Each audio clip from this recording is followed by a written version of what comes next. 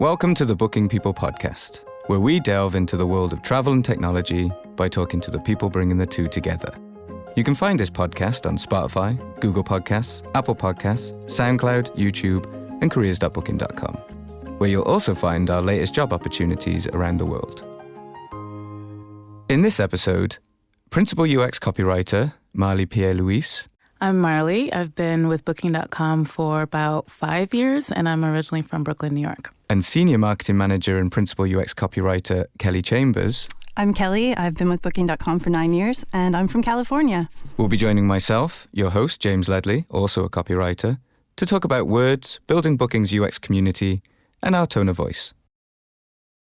I'd just like to say thank you to you both for being on the podcast. I'm really excited. As a copywriter, it's nice to have fellow copywriters on the podcast. So also being copywriters means that you understand some of the difficulties of getting people to understand what it is we do. My dad thinks I write policy documents. My mum thinks that I protect copyright. I thought I'd be writing TV adverts. What did you guys think that you would be doing as a copywriter before you actually became one? Yeah, I didn't know what it was either. I thought it was something legal as well. And actually, when I was applying for the role and understood what it was, I still was like, this doesn't sound that interesting. I was like, this sounds a bit boring, but let me give it a go. So yeah, I think it's a bit of an odd duck as a role in general, but it's still also in tech. Mm-hmm. Yeah, I mean, I just wanted a writing job. That sounds like something with words. Yeah.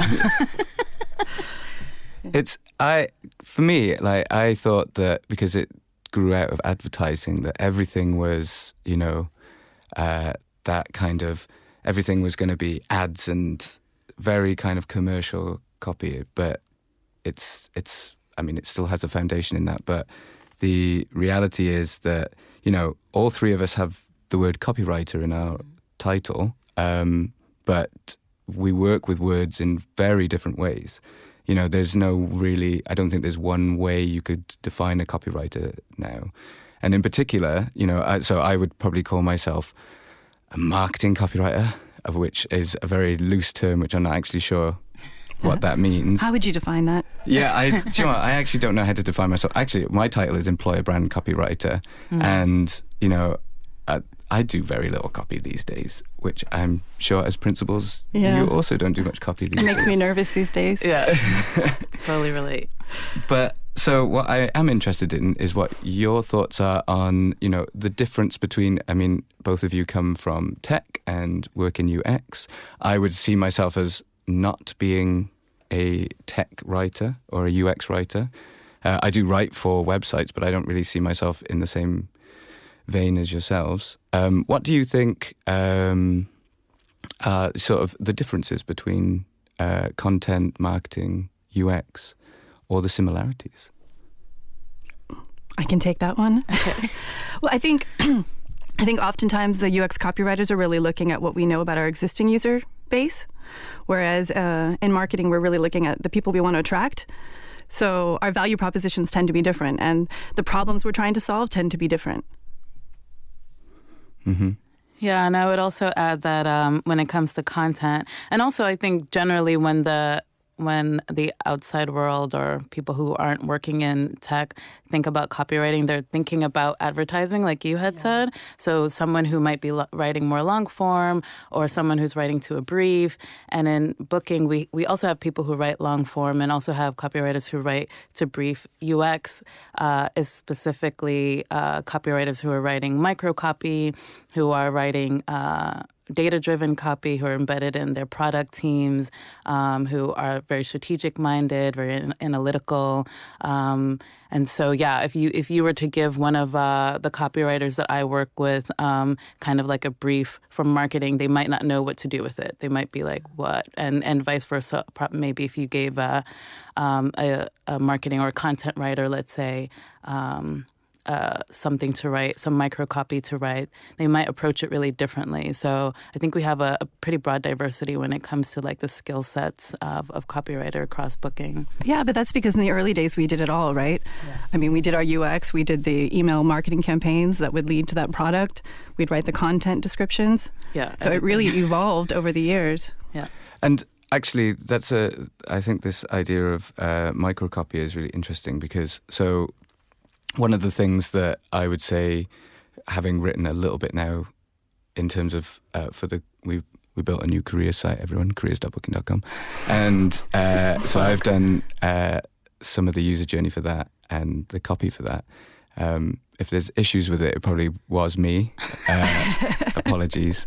But that's also a good point, is that what do you think... I think I read in a blog you wrote, actually, Marley, that there are some problems with trying to find the right kind of copywriter to be a UX writer.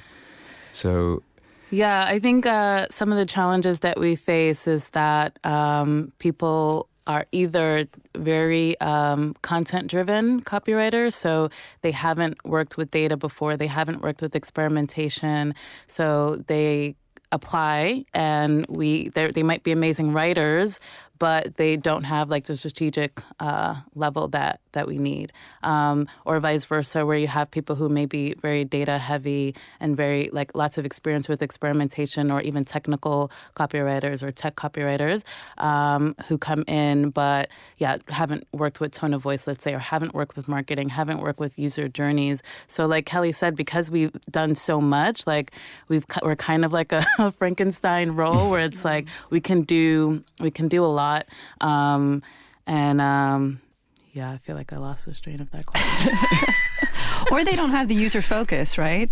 They don't have the user focus, see. Yeah. I see oftentimes writers writing for themselves rather than who their audience is, and that's right. Does it make me laugh? Well, that's not really important. Yeah. Is it serving a purpose?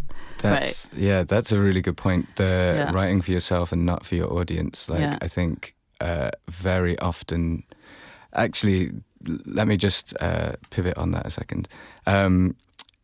What do you think is like the most fundamental importance of UX copy?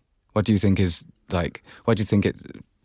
Let's say we take the idea of UX copy and UX design and put them hand in hand. What do you think the most important thing about UX copy is, if you had to define it in terms of why a company needs UX writers? I would say that it's about delivering an experience. It's about delivering an experience, and it's about enabling something, right? Like, we want users who are coming to our site to any of our products to be able to achieve some goal. And we also want them to have a good experience, right? We want it to be convenient. We want it to be easy. We don't want to be stressing them out. And so I think the beauty of the collaboration between UX writing and UX design is about, it's in the name, right? It's user experience. So how do we make sure that this is holistic? How do we make sure that we sound the same across all of our touch points? How do we make sure that we're not in the way of the customer, but that we can kind of anticipate what they're looking for, what their needs are based on the data that we have about them, based on what we know about them as users, and like deliver that consistently. And I think it's also more and more at Booking about like, how do we make sure that we are delivering our brand, like that we're consistently sounding the same across all of the touch points, that we are delivering on our brand promises, that we're delivering on our product promises. So the writer has to kind of hold all of those things when they're writing. And so then it really becomes not about you as like what sounds good for me, but like, okay, how do I make sure that the user's doing what they need to do, that I'm representing the company brand, that I'm representing the experience, the product. It's like a lot of moving parts that you kind of have to work with just in writing words, which I think a lot of people miss. Yeah. I mean, you need a writer to do it. I think what's interesting at Booking is if you historically look at A/B testing, the early A/B copy tests were run by developers, and they didn't see anything change. And it actually took the writers to get behind those A/B tests to start moving the needle. Because writers know how to write to people. They know how to think about pain points. They know how to think about behavior. Right. They know how to think about an audience. They know how to tell stories. Yep. These things were all very important when it came to the evolution of at least our A/B testing and UX copywriting at Booking.com.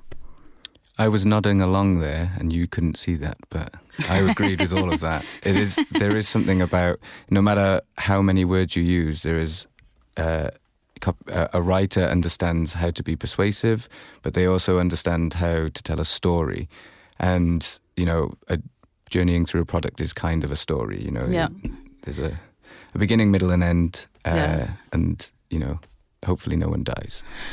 So what I'm interested in, and you were talking about A/B testing, I think this is a term that, some people will understand, some people won't. As I know it, I'm a layman in terms of A/B testing. When I do A/B testing, I call it A/B testing. I just, try a different word. But I know there's more to it than that. So I would just love to get just a very broad idea for all the folks at home who don't quite know what A/B testing is in terms of copy. What happens there? Okay, so at Booking, everything we put on the site in front of customers, whether it's features, whether it's experience changes, is all A/B tested. And the idea is that you show one set of customer one thing, that's A, you show another set of customers something else, that's B, and you see what performs best. And the outcomes that you're trying to affect can vary widely depending on the platform or the product. But basically, you're trying to help customers or users, because we also have partners that we run experiments for, that you're trying to help them achieve a goal, you're trying to affect some sort of metric. And so for copy, what that means is we want to make sure that we're being clear. We want to make sure that we're being persuasive. And so we're testing different pieces of copy to customers to try to understand what's working and what doesn't. And so copywriters have a lot of autonomy and freedom at Booking to experiment with different strategies. So copywriters are expected to have their own strategy that is based on whatever the product objectives are for their area. So using that strategy, that should help guide what they experiment, what they test, what they're trying to affect on the site. And so, it varies depending on the area. But it's a tool that really empowers copywriters to take ownership over their craft, right? Because they're able to say, okay, if I just change this one word, what is the effect of that on my users? And we've also seen that this has been something that's helped to evolve the craft over time, because once upon a time, Kelly had to write business cases for each individual copywriter. But then once the business started seeing how much value, how much impact you can have through words, how powerful it was through our experimentation, it was like, the floodgates opened in terms of resources and possibilities and opportunities for copy at Booking. I don't know if you want to add to that, Kelly. You really saw that in action. We have access to so much data at Booking.com. It's actually remarkable. And so one of the things that drove some of the earlier copywriter roles that we created at Booking was actually looking at this data and finding trends. So, for example, I was working on a whole line of experimentation that I thought was very ego-driven. Meaning I was telling the user how great they were and trying to get them to give me information on why a city was a fantastic place to visit.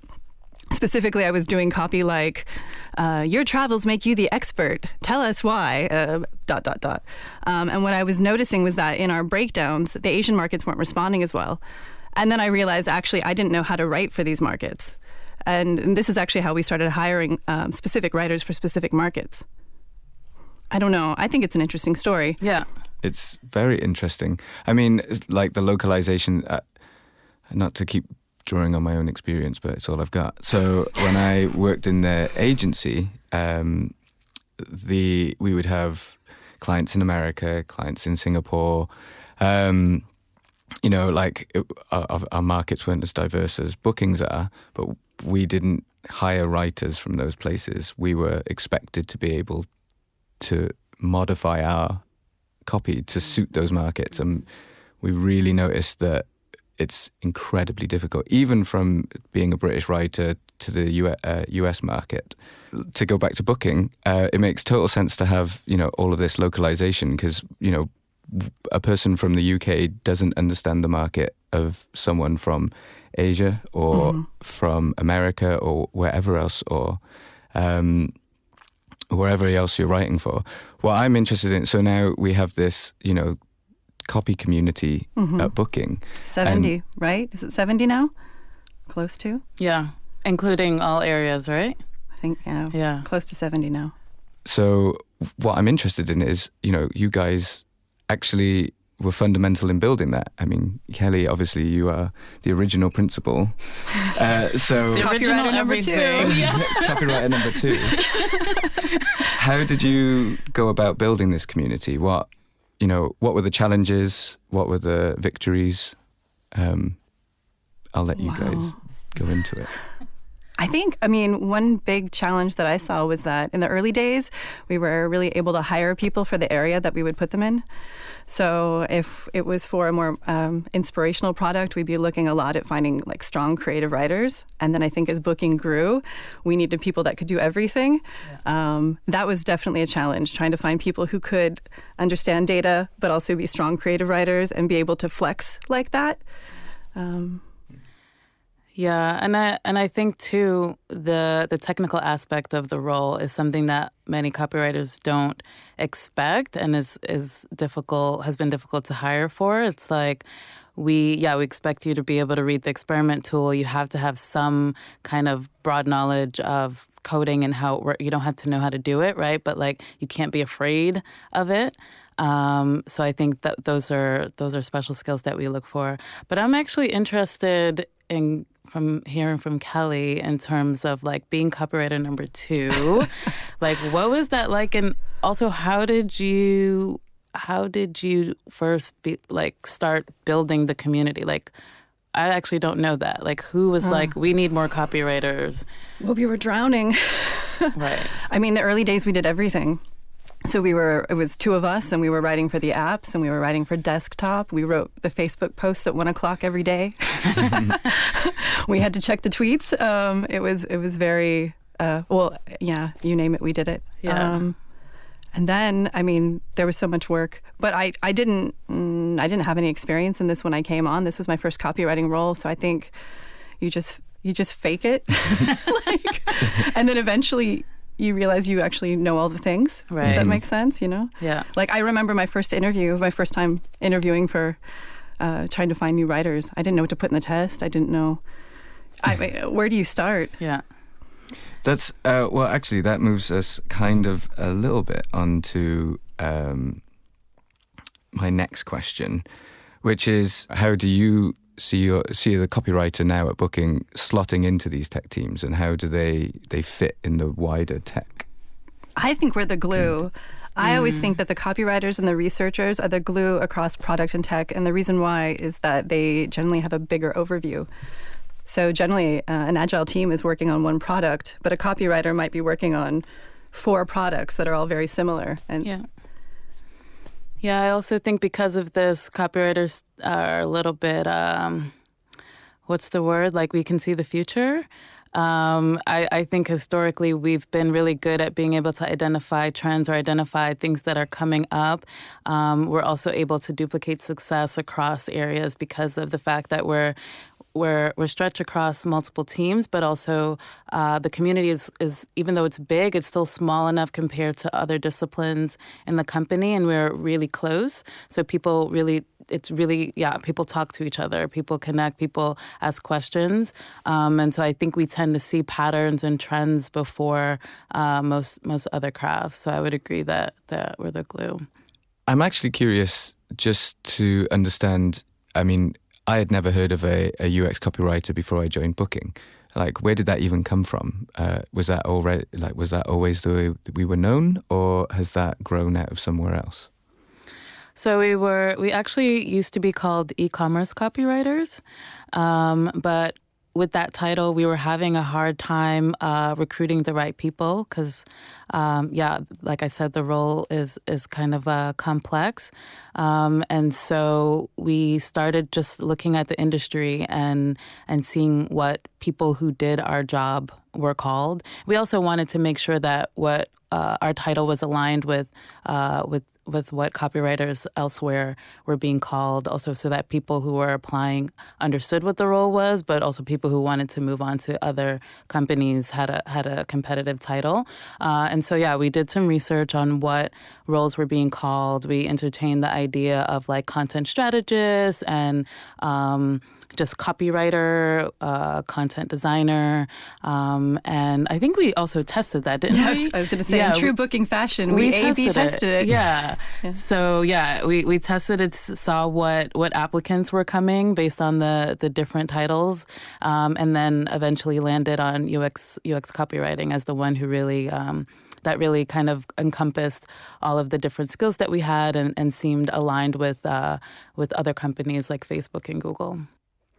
And just, I think that works quite nicely with this idea that, obviously that storytelling element and the user experience and the user journey, you need to, like a copywriter, the word copywriter should imply that, but I think by having UX in there, it really hammers home the fact that the product is built around these words. Right. I think I actually saw a slide you did once, Kelly, in a presentation where you took our product and you took all the words off the page. Oh, yeah. And you just realize how empty, any kind of website or, app or product is when you remove the words.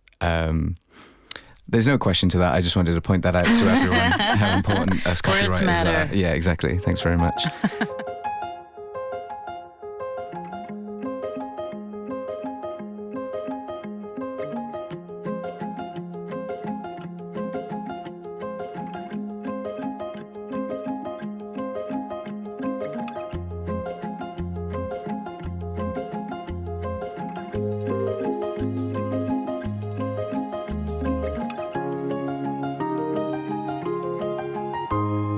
What's interesting is that our tone of voice was actually a collaboration between the brand team and product. And I think that what we did differently than any other company that I've heard of is that we actually really looked at the data and the trends in order to identify our tone of voice. So we actually had every UX writer in one room going over all of their experiment lines and trying to understand what was working in different areas of the user journey. So if someone's feeling this way, this is the tone that we saw it to work. I think that's very unique. I do too. I'm just going to toot my own horn. Yeah. Toot away. No, it's like I think the fundamental thing about it as well is that booking is one of those places where we're not afraid to think that we've done something wrong and find a way to fix it, which I think is... Can I add something? You can add whatever you want. In that same vein, I'm thinking of when the tone of voice was being worked on, and even though Kelly was like leading the effort, I still remember you being skeptical about like, okay, like, is this too mushy? Like, we should test some of this. Like, even after like it was being put together, there was still a healthy skepticism there, which I think is really valuable because I think as one of our principles, it makes it so that the rest of the community really believes in what is being developed, because it's not anybody's pet project. It's not anyone's, nobody feels precious about it. It's kind of always up for review, always up for debate, and that there's actually rich data to back it up. And that idea of always having data to back stuff up. I will admit, when I first joined Booking as a writer, I was like, I don't usually use data to back up anything I write. I am very much, I know best. I've been a writer for 8 years. I've written this and that, and it all sounds very lovely. And data doesn't, inform my decisions. And I've been here 2.5 years, and I'm very much now about data-informed decisions. Yeah. And I'm not just saying that. I really notice that there is a value to understanding how your audience reacts to things, how your words affect people in whatever way, positively, negatively, whether it, drives change or whether it has absolutely no impact on them whatsoever. I would be kind of curious, and I think we could probably do a whole nother podcast on tone of voice and A/B testing copy, which I think we should do. But what I'd be really interested in, just getting your thoughts here, is, what is the most impactful way in which, what is the most impactful way you think your position as a principal copywriter impacts our product? Ethics. I don't know. We can talk about tone of voice and we can talk about our data-driven approach to copy, but ultimately it's the ethics behind the people that write it and what they're willing to do and what they're willing not to do. And we have a joke. We have a joke where we say we could change the Book Now CTA to be pizza and we could get 1 billion clicks, but we would never do that. It's unethical. And so you talk about ethics. Is there I don't know actually, do you have regular, discussions as UX writers about these kind of ethics, about what we should be saying, what we shouldn't be saying, how we should be saying it? I would say all the time. I mean, we're always saying we shouldn't use negative emotion to trick people into doing things. Yeah, or dark patterns. Yeah, I mean, I think it's always ongoing, right? Like, I think the communities within the larger copy communities are constantly in conversation around like, what's the right way to say this? What's the right way to say that? And even, persuasion being the thing that we're most well known for. Like, I think copywriters have been good about owning that, both from the perspective of like, oh, actually, this is something that really works, but also from the perspective of challenging our teams and the company around like, okay, like, is this really the right way to go about this? And like, how can we actually make this a better experience for the customer while still achieving our business goals, right? So I think it's always an ongoing conversation.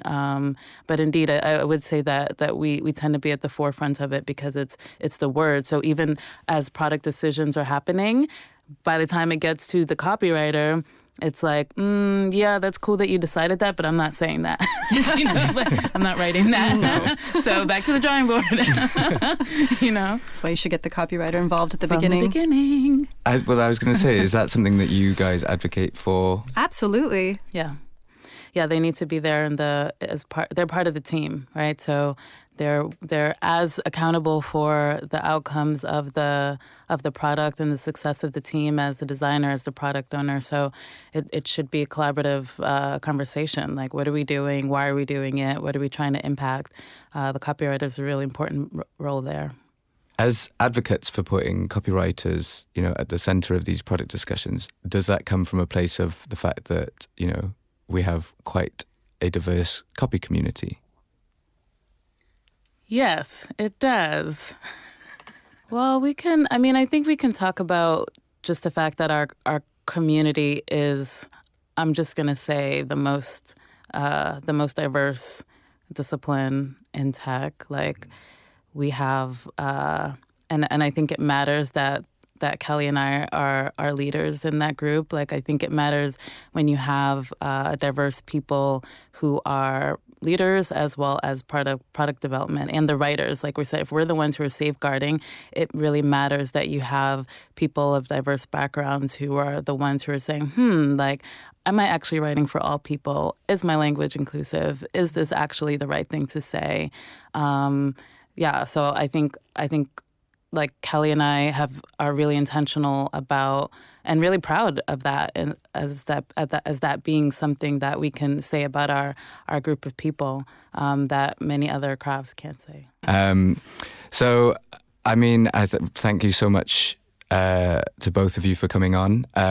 What I would like is just one last question, because as the people hiring our copy community, I would love to get your number one tip for any would-be UX writers out there who've listened to this and now want to join us. So I'll start with you, Kelly. Do your homework. Read up. Know what you're talking about, because we'll come at you hard. No pressure. Yeah, I would agree, and I would say be humble. Be humble. Be confident in whatever you're bringing to the table, but also understand that our community is really amazing, and we have really great people who are really strong at what they do. So ask questions, be open to being challenged, know what you don't know, and be okay with that. That's a better answer than mine. I think they're both important, though. Yes. You should know what you're talking about. Yes. You should be humble. Yeah. Just look at me today. I don't know what I'm talking about, and I've talked about myself this entire time. So, For all you UX writers out there, don't listen to anything I've said. So thank you very much for being on the podcast. I think there's a lot more we could talk about, so we will probably do another one and flesh out some of the other talking points that we've touched on but not really gone into depth with. I think there's more to talk about in terms of, building out guidelines and tone of voice. And I think there's also a big discussion to be had about, how we keep that tone of voice inclusive and how we make sure that we write for everyone. So stay tuned for that. That'll be coming in the future. Thanks everyone for listening. Thank you. If you're still listening, thanks for staying until the end. Remember to check out careers.booking.com. That's careers.booking.com for more info on our company, our culture, and our careers.